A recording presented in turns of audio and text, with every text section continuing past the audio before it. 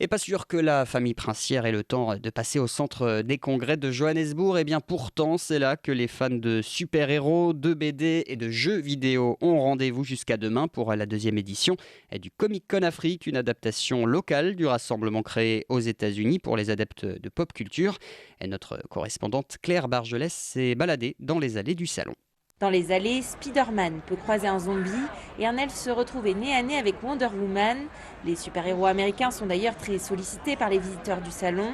Mais parmi les exposants, certains auteurs ont aussi créé des super-héros du continent, comme Kwesi, un jeune Sud-Africain qui découvre ses super-pouvoirs. Morale Machiro est l'auteur de la collection. Kwesi existe depuis 5 ans et à l'origine, l'équipe se demandait pourquoi est-ce qu'on ne pourrait pas avoir un super-héros noir en Afrique du Sud. Je ne voudrais pas que les enfants grandissent en se disant que dans les BD qu'ils lisent, ils ne se voient jamais représentés. Lynn Masuku s'est lui aussi lancé dans l'art de la BD et a créé un personnage qui correspond au mieux à la société sud-africaine moderne. C'est Captain Afrique du Sud. Elle a une belle coupe afro et un costume bleu foncé avec le drapeau sud-africain. Je pense que c'est important d'avoir des artistes noirs. Je suis très content d'en voir autant.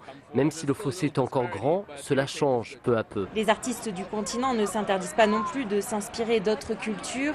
Le groupe zimbabwéen Afro Tokyo, par exemple, crée des héros de style manga japonais avec des références africaines. Quand on était jeune, des amis avaient un livre de Dragon Ball Z et d'autres aimaient les films d'animation comme les mangas. Nous, on utilise des codes japonais, mais aussi des aspects de la culture africaine. Pour résumer, on dépasse toutes les normes. Si Black Panther a donné un coup de projecteur sur les héros africains, les illustrateurs du continent espèrent créer toute une galaxie de personnages hors des standards américains. À Johannesburg, Claire Bargelès pour Média.